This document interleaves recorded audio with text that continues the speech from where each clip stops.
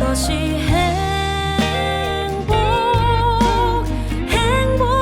행복이라오. 아멘. 할렐루야. 오늘도 저와 앞에 있는 분들과 인사 한번 하면서 시작합니다. 오늘도 수고하셨습니다. 그리고 승리하셨습니다. 네.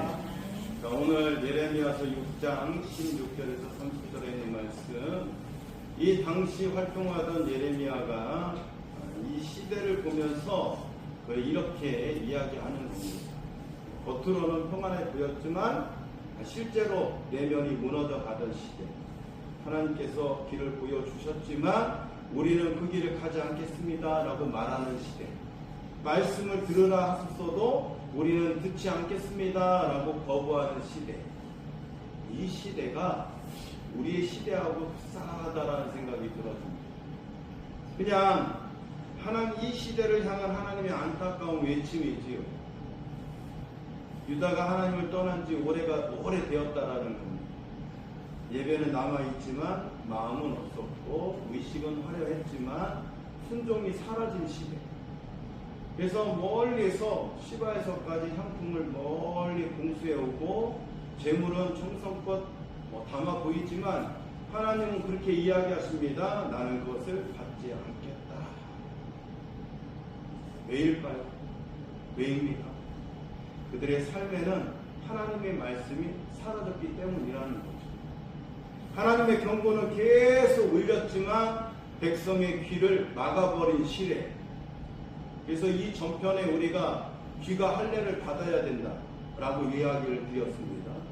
할례를 받지 못했기 때문에 하나님의 말씀을 걸러 듣는 거지요. 듣지 않는 거죠.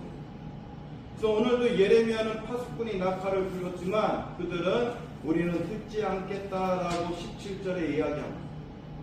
그 완악함의 결과로 하나님은 그들을 어떻게 판단하시냐? 내버렸다라는 거예요. 내버린 은처럼 이라고 30절에 이야기하는 것처럼 은을 내버렸다라고 이야기합니다. 풀무불이 아무리 뜨거워져도 불순물이 제거되지 않고 더 망가지는 은, 겉으로는 귀하지만 실제로는 아무 소용이 없는 은. 이 이름은 하나님이 그들을 버리셨다는 가장 슬픈 선언인 거지요. 그러나 심판의 말씀 한가운데에 하나님은 길을 제시합니다. 옛적 길, 곧 선한 길. 어딘지 알아보고 그리로 가라. 그러면 너희 심령이 평강을 얻으리라 라고 일러주고 있다라는 거예요. 여기서 우리가 중요한 단어 4가지, 움직여야 할 동사의 단어가 4가지가 있다라는 것을 이야기해 줍니다. 첫 번째는 서라. 멈추라는 거지요. 무작정 달려가지 말고 멈춰 서라는 거예요. 그래야지만이 뭐라고요? 방향을 정확히 보고 판단하면서 갈 수 있기 때문에. 그리고 보라라고 이야기합니다. 내가 서 있는 길이 어디인지 확인하라는 거예요. 보야지만이 알 수 있으니까 지금 어느 쪽이 동쪽이고 서쪽이고 또 남쪽이고 알 수 있기 때문에. 그래서 보라라고 이야기합니다. 그리고 또 물으라라고 이야기합니다. 길을 잃었으면 물어야지요. 그래야지 제대로 알고 갈 수 있겠죠. 물론 지금은 내비게이션이 있겠지만 그 당시는 없기 때문에 물어야 됩니다. 물론 내비게이션이 있다 할지라도 제대로 또 일러주지 않은 상황이 될 수 있기 때문에 그래서 물어야 되는 거예요. 물으라는 것은 뭐냐면 내 지식과 내가 알고 있는 영향을 내려놓고 겸손하게 상대방에게 인정을 하고 묻는 겁니다. 그래서 물으라고 이야기합니다. 그리고 그 안에서 행하라라고 알려주고 있습니다. 알기만 하지 말고 그 길을 실제로 걸어가라라는 거지요. 행하라는 것은, 그 안에서 행하라는 것은 우리가 실제로 움직여야 되는 것을 일러주고 있다라는 거예요. 이 과정이 이루어져야지만 평강의 시작이 된다라고 일러주고 있습니다. 그런데 유다는 그렇게 말합니다. 우리는 그 길로 가지 않겠습니다. 복음의 길을 거절하는 겁니다. 그래서 아무리 재련을 해도 변화되지 않는 내버린 은이 되어버리고 마는 거지. 오늘 우리의 이 말씀을 단순히 과거에 있는 유다의 실패로만 읽을 수 없다라는 거지요. 왜냐하면 오늘 우리의 삶도 이와 비슷한 모습들이 순간순간마다 비춰지기 때문입니다. 말씀은 듣지 않는 시대, 우리는 정보는 넘치나지만 하나님의 말씀을 듣는 일에서 점점 줄어들고 있다는 것. 이 말씀을 내가 왜 안 들어? 우리는 듣고 있는데. 아니요, 안 듣습니다. 무엇을 이야기합니까? 듣지만 삶 가운데 나타나는 것이 그만큼 적기 때문에 그 얘기를 하고 있는 거지요. 한 귀로 듣고 한 귀로 흘려 보내기 때문에. 그래서 평강이 지속되지 않는다라는 거죠. 집사람 말을 잘 들으면 자다가도 떡이 생긴다고, 그죠? 아내 말을 잘 들으면 안 된 일도 잘 된다라고 이야기합니다. 근데 실제적으로 그렇습니다. 제가 지금 다리가 좀 안 좋아요. 새벽기도 끝나고 이렇게 돌아가자라고 분명히 얘기했는데 제 생각이 이쪽 길이 남으니까 그 아파트 길로 지나가서 계단으로 올라가자 하고 집사람을 밀쳤습니다. 여기 없는 건데 사실은 이거 얘기를 해야 될 것 같아서 밀치고 가다 보니까 결국은 발이 부러졌어요. 그때 생각이 나는 거지요. 집사람 말 들을 거. 똑같습니다. 틀린 말이 아니에요. 분명히 하나님 말씀을 이렇게 전하고 있는데 듣지 않는 거예요. 지금 시대가 그렇다라는 거죠. 유다도 이 시대가 그랬다라는 겁니다. 또 하나, 형식만 남은 예배.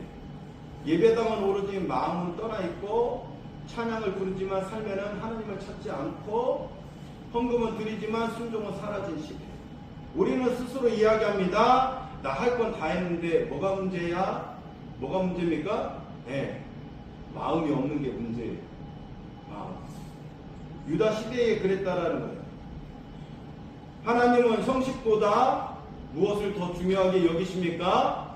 마음을 중요하게 여기십니다. 자, 그리고 재련되지 않은 은처럼 변화가 없는 세상이라는 거죠. 변화가 없는 신앙이라는 거예요. 아무리 옳은 얘기를 하고 아무리 좋은 얘기를 하고 아무리 방향을 제시해도 이 세상은 그리로 가지 않는다라는 거예요. 왜 그럴까요? 이제 너무나 똑똑한 사람이 많아진 거예요. 너무나 잘난 사람이 많아진 거예요. 그래서 뭐가요?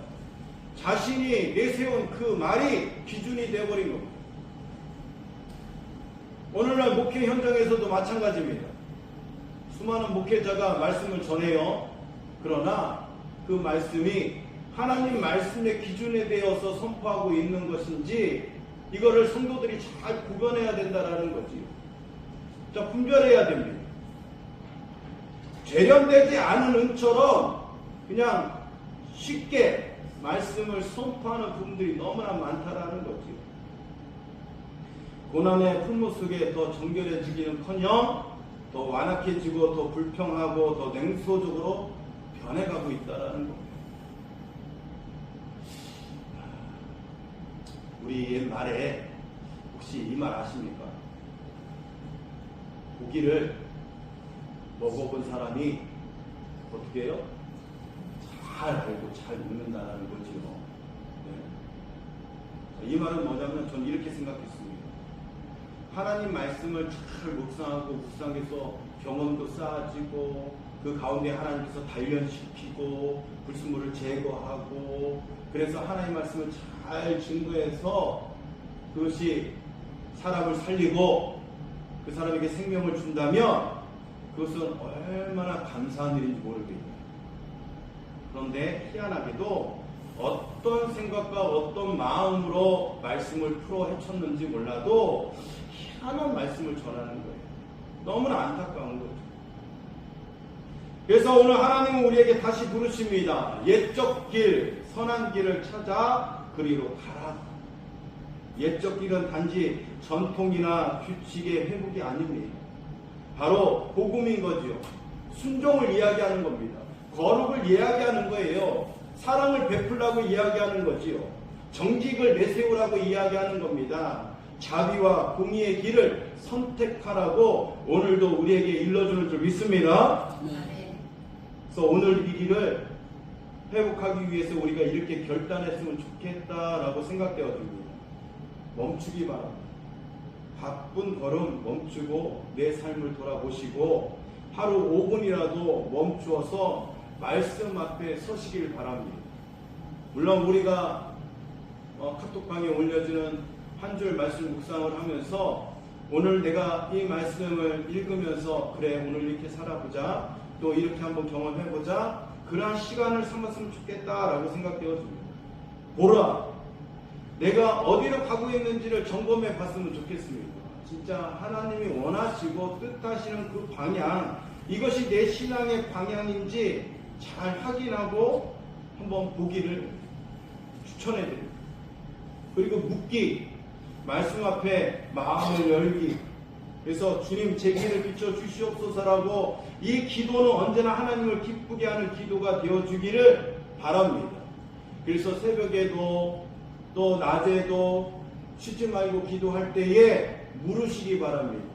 지금 제가 하나님 마음에 합당한 길로 가고 있는지 여러분 묻기를 바랍니다.